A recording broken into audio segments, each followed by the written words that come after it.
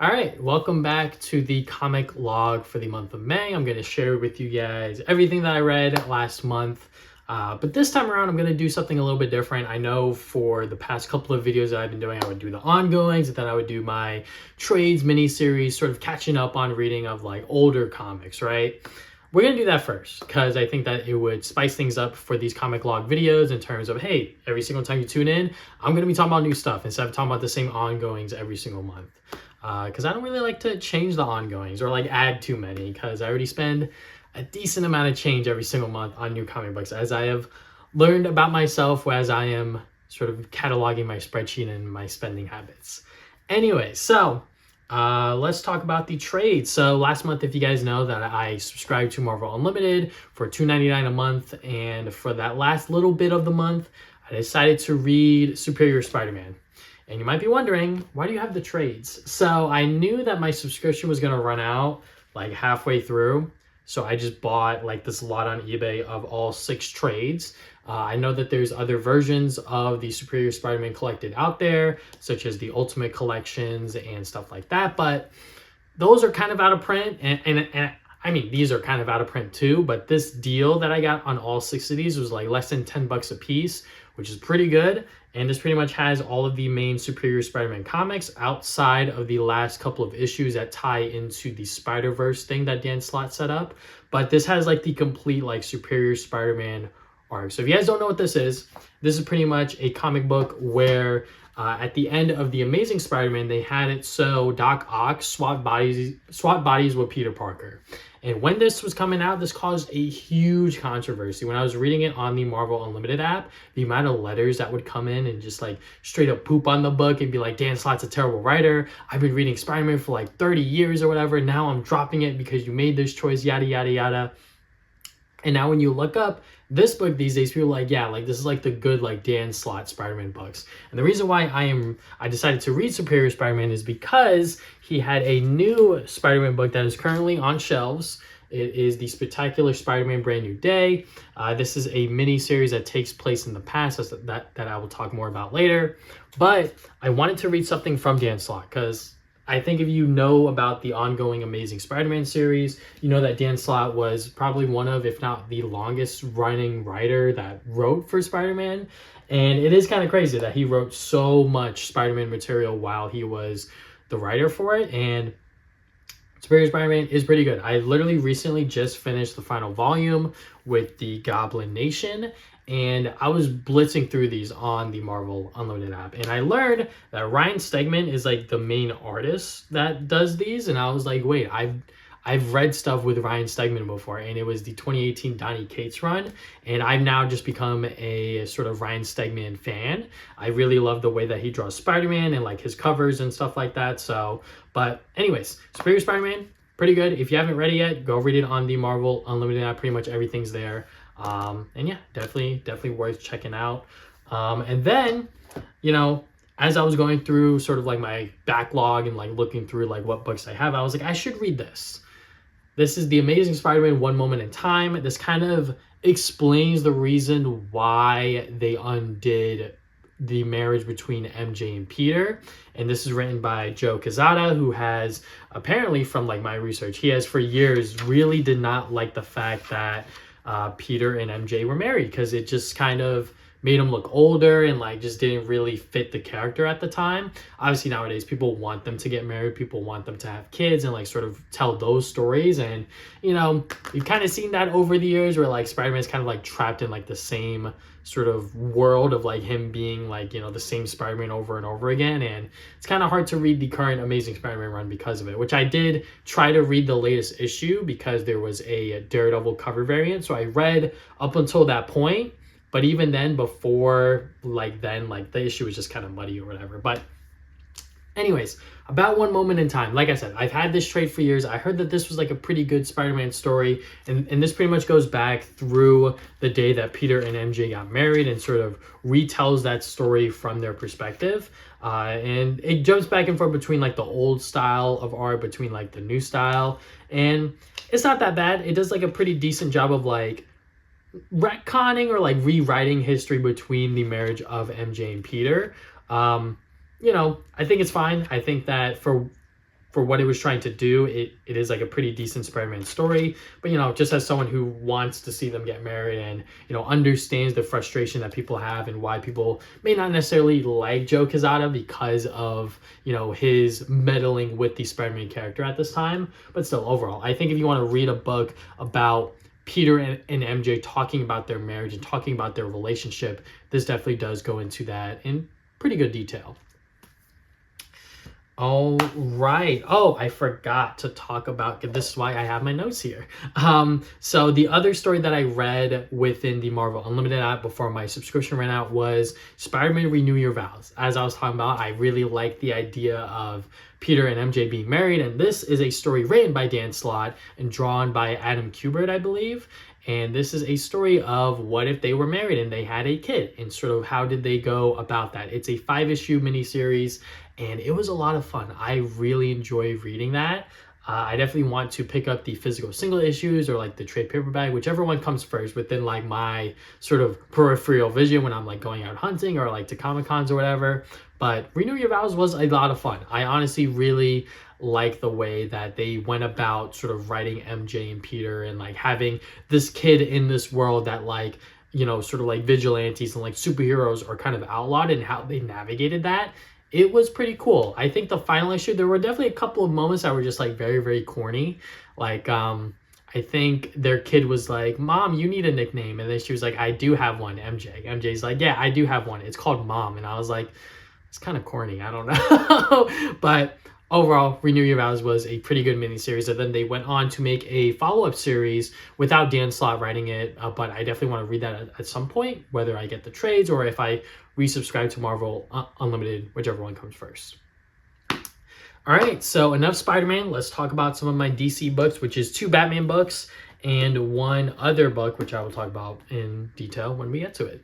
So first up, Batman Dark Patterns. I picked this up earlier this year, and I heard a lot of great things because this is a 12-issue sort of mystery series featuring the artist Dan Watters, or not artist, the writer Dan Watters, who is currently writing Nightwing, which I really do like the way that he writes Nightwing. And then you also have the artist Hayden Sherman, who is currently drawing Absolute Wonder Woman, which I have the first trade for, and I'm kind of tempted to read it just based on his work. And also I know that Kelly Thompson is on that book as like writer, and I'm sure that them two are doing some crazy stuff with Absolute Wonder Woman. But anyways, when it comes to Batman Dark Patterns, there is, I believe, 3 or 4 cases that Batman solves, and they're all kind of connected. And every single story is very interesting. This book takes place in the past. It takes place somewhere along the lines of like, you know, when he's still like in his early years as Batman. The artwork is like fantastic. He's still wearing like the classic suit, as you can tell. Hopefully you could see that. But yeah, this is like a very, very good just like Batman storytelling and just like sort of mystery investigative stuff. If you have not read this book when it was coming out last year, pick up the trade. I'm sure it's like readily available. And yeah, you will not be disappointed. You know, 12 issues, you're getting a lot here. There's a lot of writing. There's a lot of great artwork, obviously. And yeah, you know, hopefully one day Dan Watters gets back to write Batman more, because I definitely like the way that he wrote the series. And then the other Batman story that I decided to read, because I've had this DC Compact for a while, and I was like, I should read it, because like I have flipped through the pages and I'm like, dude, like freaking Jim Lee's art as Batman is like insane, and that is Batman Hush. So I think DC Compacts are so good, especially for people like me that are still getting into comic books. Obviously, I know a lot about them through the movies and like through other readings that I've seen online. But like, if I don't know if like a story's like super duper good and I just want to like try it out, boom, DC Compact, $10. You get pretty much the entire full story here. And yeah, sure, it's a little bit small in terms of like the text. The artwork could definitely be a lot bigger just to like admire it more, especially when it comes to like Jim Lee's art, which like this book alone made me really convince me to like be like a Jim Lee believer. Because before I was like, oh, Jim Lee, like he's like one of like the greats of like the 90s and like early 2000s comic books, but like I never really saw that because I wasn't reading comic books back then, obviously. But just reading this, I was like, okay, yeah, like he's on another level. And, you know, that's why people were excited to see him come back for Hush 2 Part 1, which I know that was not that great. And I'm a little indifferent towards Jeff Loeb because of what he did with Daredevil season 2 in terms of like that Asian story actor. But anyways, yeah, this book is very, very good. I can see why people call it a classic. If you want to get into Batman, you can definitely pick up this trade because it has like the greatest hits in terms of like his villains, and you really do get to know like his backstory and also this new story featuring Hush and sort of figuring out who is Hush, who is this new villain sort of prowling around and watching Batman over the shoulder and stuff. And yeah, there's a lot of great stuff in here, and I believe it is 12 issues long or something like that. This is like a pretty beefy freaking trade paperback. It is 609 to 619. I can't do math, but that is like a pretty decent amount of issues is what I'll say. But yeah, if you're someone like me who is, you know, a little hesitant in terms of like buying like a trade paperback, whether it's $15 or $20, you know, you cut that in half and you just pay $10 for a DC compact. This is it. So the other DC compact or DC book that I read is Green Arrow Year One. This one is much thinner than the Batman Hush one, but I still think that these, what is it, freaking 6 issues or something like that, however many issues are in this compact is definitely worth it. So the reason why I bought this is because a lot of hype has been surrounding Absolute Green Arrow, obviously. And I did not get a cover A copy, so I decided to just not go for it. And then when I was looking around at my other local comic book stores, I saw that they had like the foil version of like the main A cover, but it was $10. And I was like, you know, I'm actually going to my local comic book store after this one. So if I see Green Arrow Year One, which I've heard a lot of great things about, I'll just buy that DC compact, $10, same price, but at least I get a full story, right? And I actually am able to read something Green Arrow related because I've never read anything Green Arrow. All I know is like the CW show, which like I never watched like a full episode of it. But yeah, I am a Green Arrow fan, and I am very curious to read other stuff within Green Arrow, whether it is like the early 90s stuff or even like the much more recent stuff with the character. But yeah, I really like the way that this was done in terms of like the Year One format of really just like getting into Oliver Queen and like him becoming Green Arrow, you know? So definitely want to read more. There are advertisements for other Green Arrow books back here, like DC Finest, Green Arrow Reunion, written by Joshua Williamson. So, you know, there's definitely a lot of avenues that I could take with Green Arrow, but I have so many other books to read. I just wanted to get some taste of Green Arrow, and now that I know that I like them, whenever I do get a chance to like pick up a trade or something like that for like a good deal, I will definitely give it a shot. Okay. Now, let's talk about the single issues, a couple of one-shots and sort of like random reads in here. So, obviously, I'm a huge Sonic the Hedgehog fan. So when they were doing these like sort of DC Sonic cover arts, variant covers, I was like, I heard a lot of good stuff about The Flash by freaking Ryan North. And then I also heard a lot of great things about the current Superman run with Joshua Williamson and Dan Mora. And it has like Superman Prime or Superboy Prime, I should say. I was like, let me go and give both of those books a shot. I found some Legend links online, and I read the first 2 issues before reading these 3rd issues, and I was like, yeah, those books are very, very good. Like, those are very, very good, just like ongoing series from DC outside of like the absolute titles. I think The Flash by Ryan North, I believe it is issue 30 or 31 where you could like just start off there and just like go from there.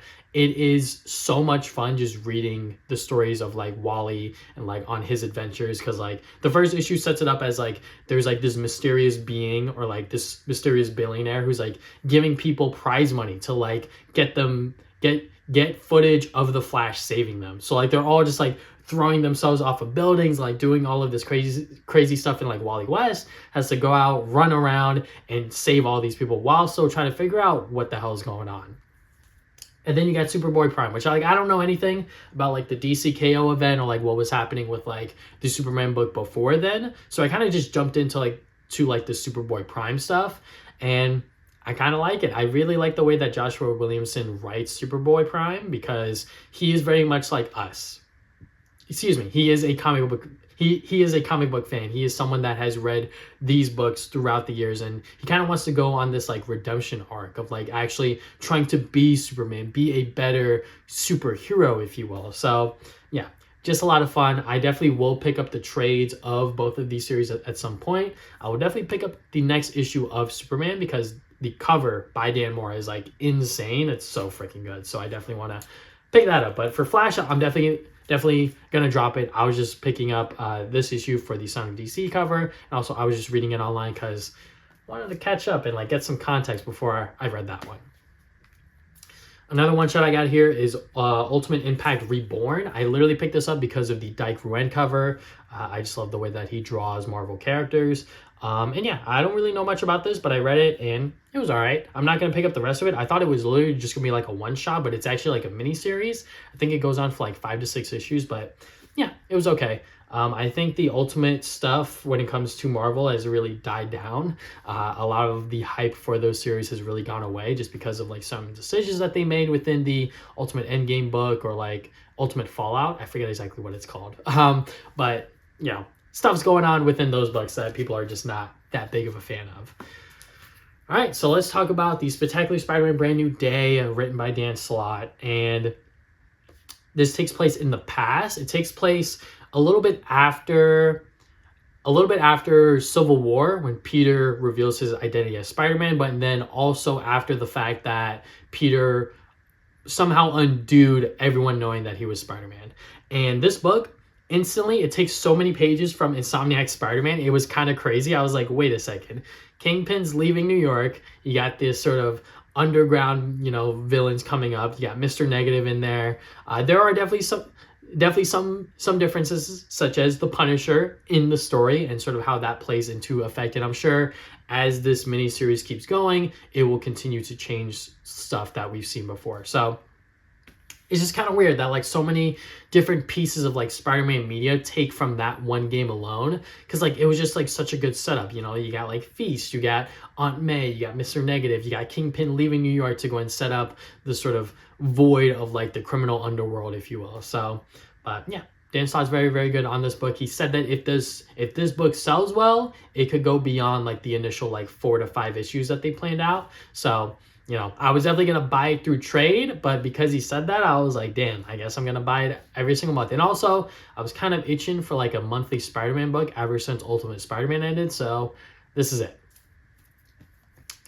Speaking of Spider-Man, we got Iron Man number 6. I literally bought this because of the Ryan Stegman cover. Like I was talking about with Superior Spider-Man, Ryan Stegman, I am now like a new fan of his. So if I ever see like a cover that I really like, I mean like his Spider-Man is just peak. And like, Iron Man in there sort of webbed up, tied up is pretty cool.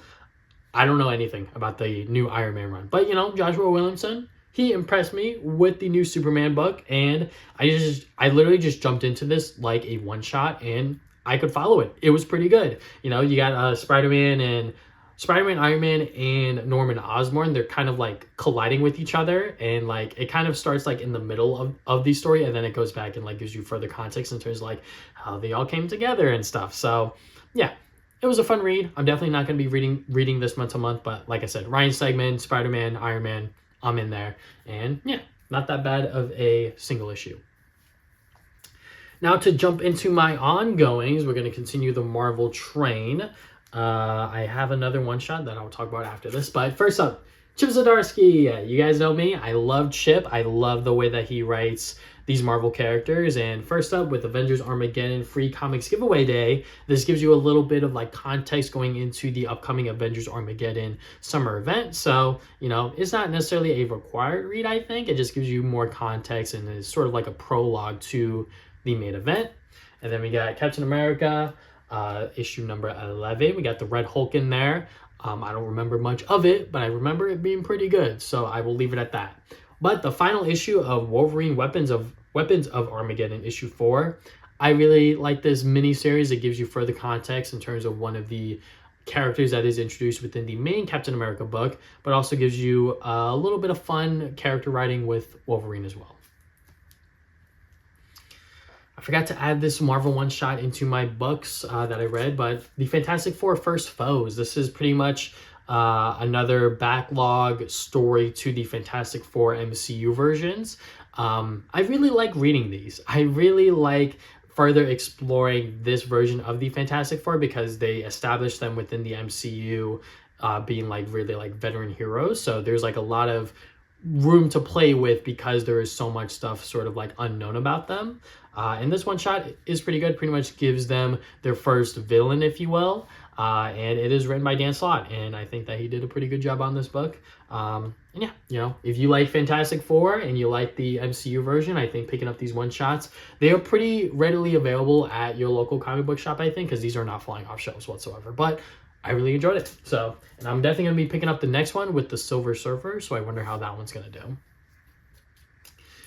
Last Marvel book we got here is Daredevil. Daredevil #2. I am a huge Daredevil fan. I love what Stephanie Phillips and Lee Garbett are doing here.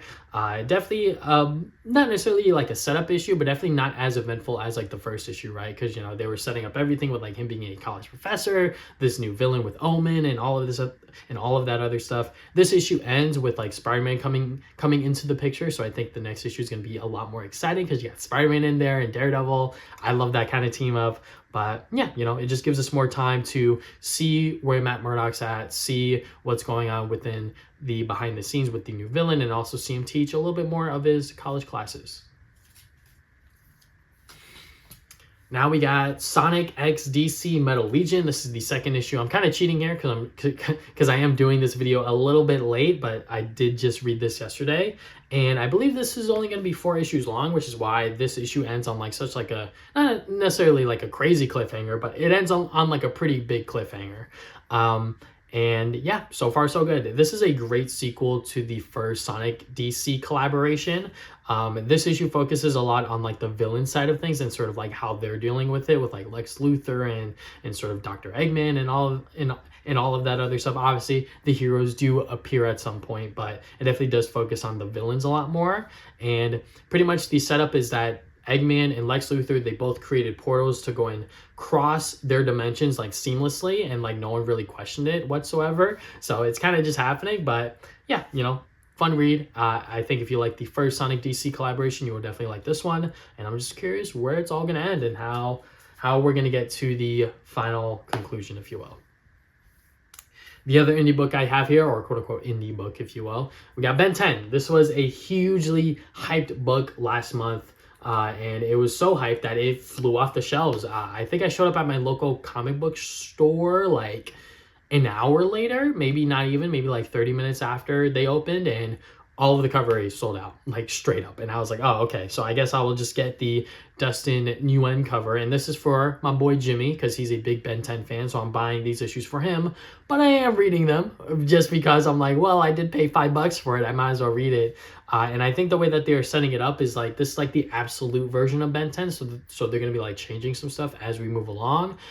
Not a lot has changed as far as I remember, but it was still like a pretty good read. I think if you like Ben 10, especially if you are a mega Ben 10 fan, you will definitely like this book, and I think you should definitely be reading it month to month just to see where the story's going.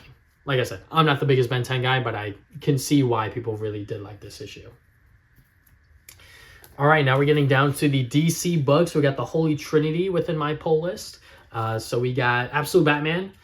This book is supposed to be the introduction of the Robins, which they don't do until the very end.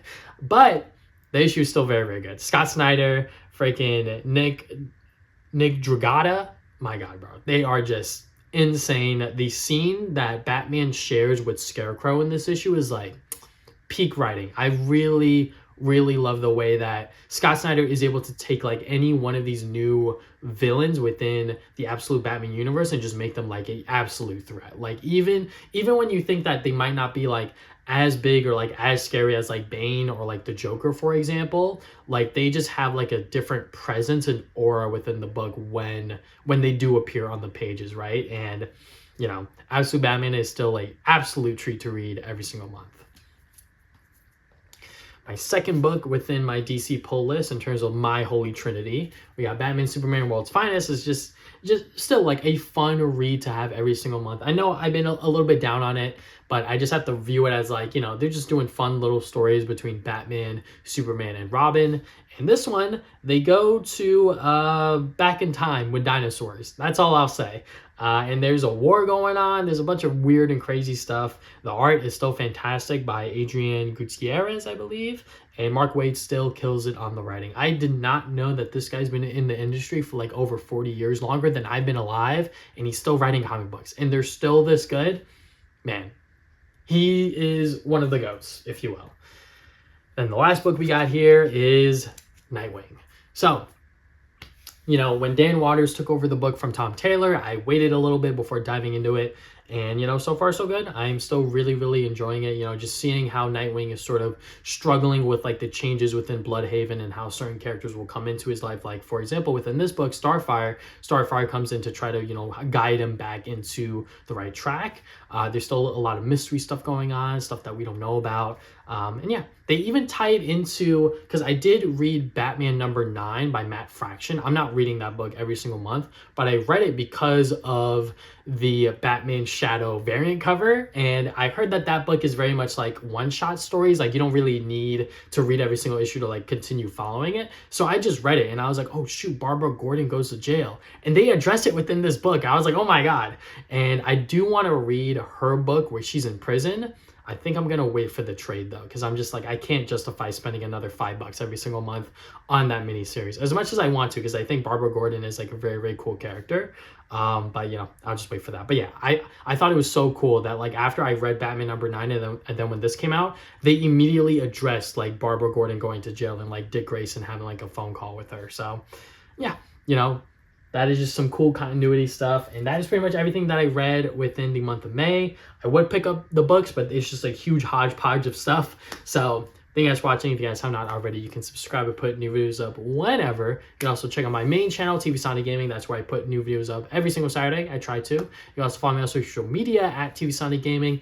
And you can check out my podcast called The Travis and Damien Podcast. I'll talk about games, pop culture, and anything else every other week. And yeah, that is all I have for today. Thank you guys for watching this video once again.